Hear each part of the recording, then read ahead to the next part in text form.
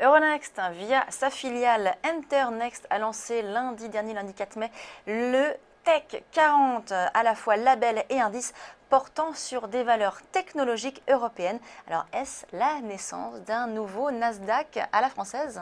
Eh bien, en tout cas, l'objectif annoncé est avant tout de regrouper au sein d'un label et un indice les 40 entreprises technologiques les plus performantes en Europe. Les sociétés retenues vont des médias au numérique pour les 2/3, les biotech 23% en passant par les cleantech 10%. L'intérêt pour les 40 heureux élus est double. D'une part, l'accès à des services premium comme des événements avec des investisseurs, en particulier à l'international, des participations à des roadshows et d'autre part l'intégration à un indice boursier. Alors, comment sont choisies ces 40 entreprises qui font partie maintenant du Tech 40? C'est dur à dire. Le Ouais. label Tech 40 rassemble les 40 meilleures entreprises du secteur technologique en fonction de leur performance financière, boursière et le montant des capitaux levés au cours des 3 dernières années.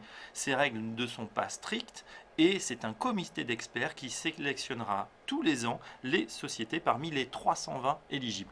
Alors, dans ce premier Tech 40, les valeurs françaises sont à l'honneur. Pas moins de 26 sociétés ont été sélectionnées dans ces 40 sociétés du Tech 40. Oui, les pépites sélectionnées proviennent des 4 places boursières gérées par Euronext. La France apporte pas moins de 27 sociétés sur 40, 7 belges, 4 néerlandaises et 2 portugaises. On y trouve par exemple le groupe de médias sur Internet Au Féminin, la société de production de Luc Besson, EuropaCorp, le fabricant de jeux sur mobile Gameloft et bien sûr de nombreuses entreprises de biotechnologie telles Adocia ou Innate Pharma.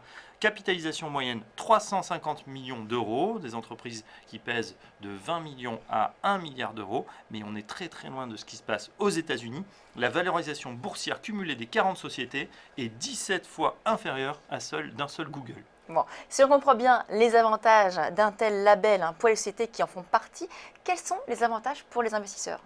Pour le moment, cet indice permet d'observer, de comparer la performance boursière des entreprises technologiques avec les autres indices boursiers comme le CAC 40. Le véritable intérêt commencera lorsque les banques proposeront des produits financiers indexés sur cet indice, par exemple un tracker.